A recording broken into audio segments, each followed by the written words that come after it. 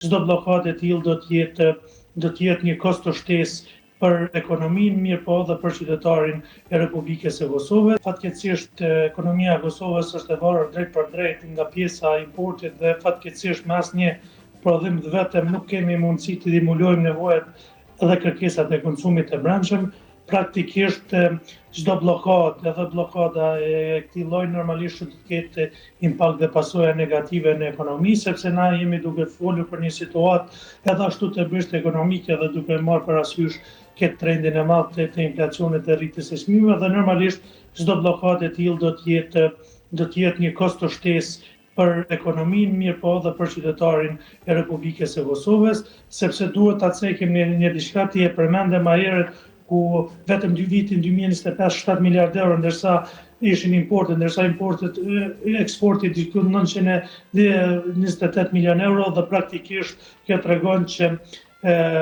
në rast që referohemi kësaj hapje tregtare dhe këtij trendi tregtar, praktikisht nëse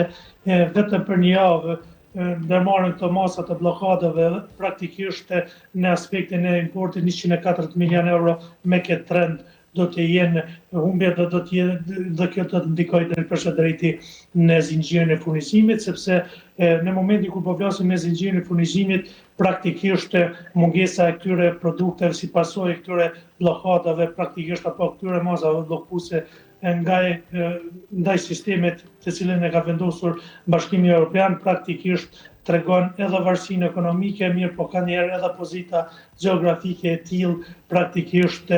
ty të ekspozon drejt për së drejti ndaj këtyre masave, praktikisht duhet zgjidhet një zgjidhje sa më shpejt, sepse në çdo minutë që flasim praktikisht kostot dhe pasojat ekonomike do të vrehen, sepse në momentin kur kemi një dëmtim të zinxhirit ushqimor si pasojë e varësisë madhe nga importi dhe zinxhiri të furnizimit në përgjithësi, praktikisht kjo do të reflektohet më njëherë me një trend të rritjes së çmimeve, sepse kemi një disbalancë mes kërkesës dhe ofertës, e shtoja këtu praktikisht edhe të gjitha ato spekulimet apo të gjitha ato praktikisht le t'i quajmë propagandat të cilat mund të lindin përgjatë kësaj bllokade dhe përgjatë këtij procesi, gjë praktikisht e cila mund t'ju servohet qytetarëve në mënyrë të tillë që praktikisht të rrisin kërkesën për konsum, sepse